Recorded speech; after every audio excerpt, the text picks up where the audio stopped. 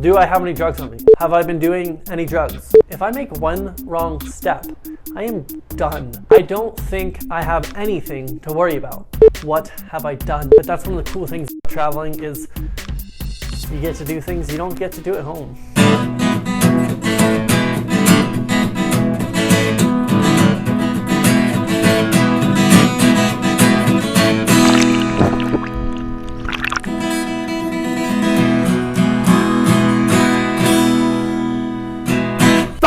Scariest moments I've had traveling around the world. When I'm about to leave for a trip, a lot of people say to me, stay safe, as if I need to be more cautious than in everyday life. And sometimes that's true. Sometimes I'm actually going somewhere safer than my hometown. But most people don't understand that. They see foreign and they think scary. As soon as you go, it's not as scary as you thought. That doesn't mean it is without its scary moments. Here are my top scary moments as a digital nomad. The first time that I left the country, I was almost 26 years old. Growing up, my dad got his international knowledge from a little show called Locked Up Abroad. And he basically thought that if I were to leave the country, I would get thrown in a jail cell and never come back. And I always had to tell him, I'm not a drug dealer, I'm not going to smuggle drugs, so I'm not going to end up on the show Locked Up Abroad. Right before I turned 26, I went to Costa Rica by myself. I was in a little beach town called Nosara, and one night I went out with some friends from Spanish class. I'm just a gringo drinking a beer, and all of a sudden, these flashing lights come up outside the club. And if you've ever been to another country, you know that the police are different in every country. They can be either a little less scary in other countries or a little more scary in other countries. And then you have the language barrier, and you have the, what is the corruption in this country like question. We're sitting at this bar, and I'm drinking a beer, having a great time, and the police storm the club. There's probably 8 to 12 police with gear and guns coming into this little club. I don't think I have anything to worry about. They come up to me and ask me, do I have any drugs on me? Have I been doing any drugs? And I say, no, I don't have any drugs on me. And they look down at my feet and they say, then what is that? And I look down, and there at my feet is a big bag of weed. And I think to myself, oh my God, my dad was right. Number 2, the tarantulas in Belize. Belize was full of bugs. Belize changed my relationship with insects. I learned to live in harmony with them instead of in opposition. Ever since that trip, when I see somebody stomp a bug, I just say to them, what did that bug do to you? But there were so many bugs in Belize that I had no choice but to just accept it. I was there on a yoga retreat. We're pulling out these blankets for something called yin yoga. I'm lying down in mine, and out of the girls next to me flies this huge tarantula. And I just look at my blanket and I say, I'm not using that. Number 3, the scooters in Thailand. Now, you might not know this, but Thailand has the highest tourist death in the world due to scooter accidents. And there's a reason for this. At one point, a couple friends and I rented scooters, and we're on the island Koh Phangan, and we're riding over these very steep hillsides going up and over. And I see my friend in front of me go over the top of this hill, and his feet come off of his pegs and he's dragging them on the ground.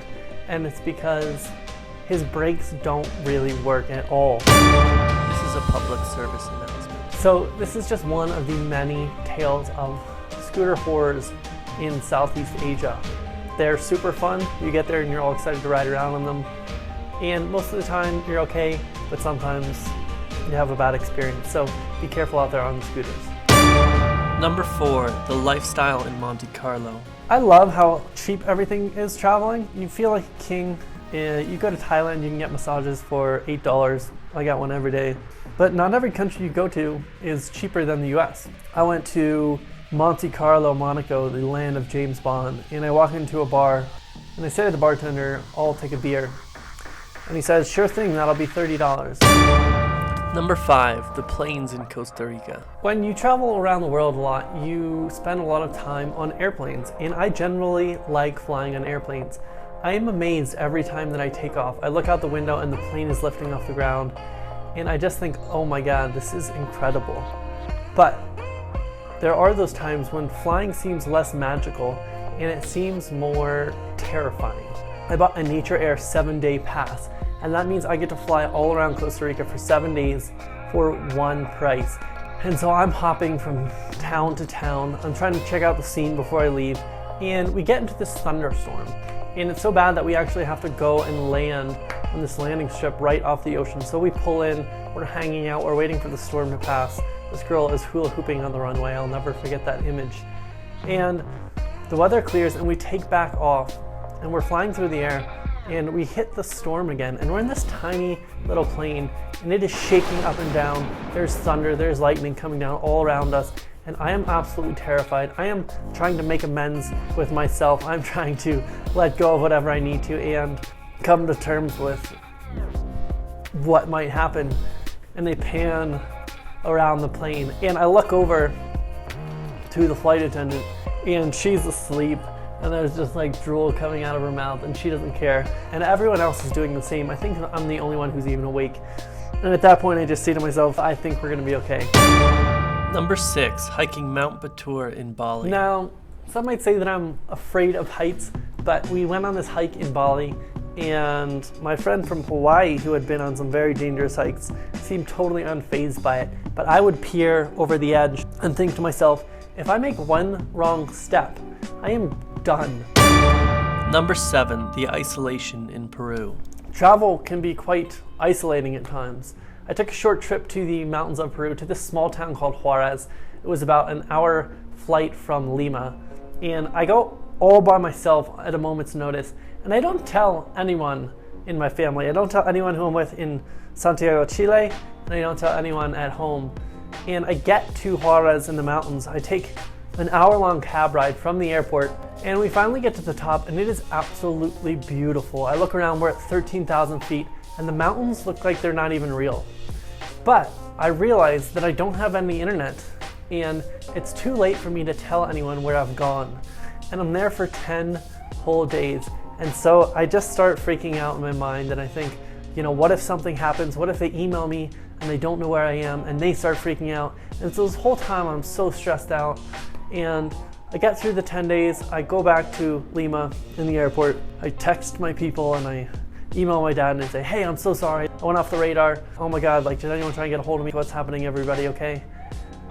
And no one even noticed that I was gone, you know? So it's one of those things where you just disappear, and that can be scary in itself, that you realize, if I don't make it out of here, nobody's gonna know for probably a good couple of weeks. Number 8, getting stuck in Argentina. Anyone who travels knows that you can get stuck in a myriad of different ways. I was in Argentina with some friends, and we locked ourselves out of our Airbnb. But as it turns out, you need the keys to get outside the front door of the building as well. So we were locked out of our apartment, but we were also locked inside the building, and we're stuck there, and we're just hoping that the landlord's gonna answer our messages. But we sat there for a couple hours, wondering if we'd be able to get out, and wondering who set the fire codes in Argentina. Number 9, landmines in Puerto Rico. Hanging out with the locals is something you definitely want to do everywhere you go. They're gonna provide you with a whole nother perspective on the country, and you get a little taste of what it's like to be an insider instead of an outsider in their home. I was in Puerto Rico. I went on an ATV tour, and I met our tour guide, and he said, come out with me tomorrow. We're gonna take a boat and we're gonna go snorkeling. We took a boat to this remote island with one of the top 10 beaches in the entire world. Instead of going to the main beach, we start hiking up this trail, and we see this fence, and it says, danger, US Army, landmine testing, and there's a hole cut in the fence, and he says, come with me, and we go right under this hole, and we start hiking this trail up and over this hillside. It's another day on the road. Number 10, street performers in Santiago. I spent 3 months in Santiago, Chile, and I'm walking across the street on the way to work in the morning, and I see this guy flipping cups, and it's amazing.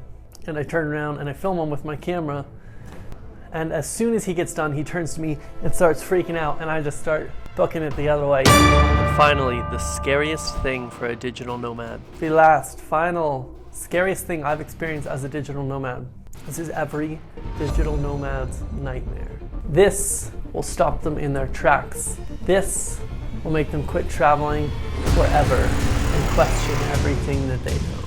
It's when you walk into your hotel, you've just gotten to a new country, you open up your laptop, you type in the browser, and this is what you see.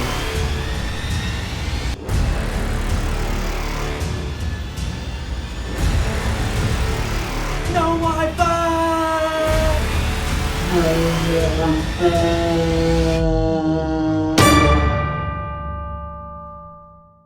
As you can see, there are scary moments traveling. They happen every day, but most of the time they work out okay and somebody is there to help you. Traveling can be scary, but what's much scarier to me is the thought of never having gone at all.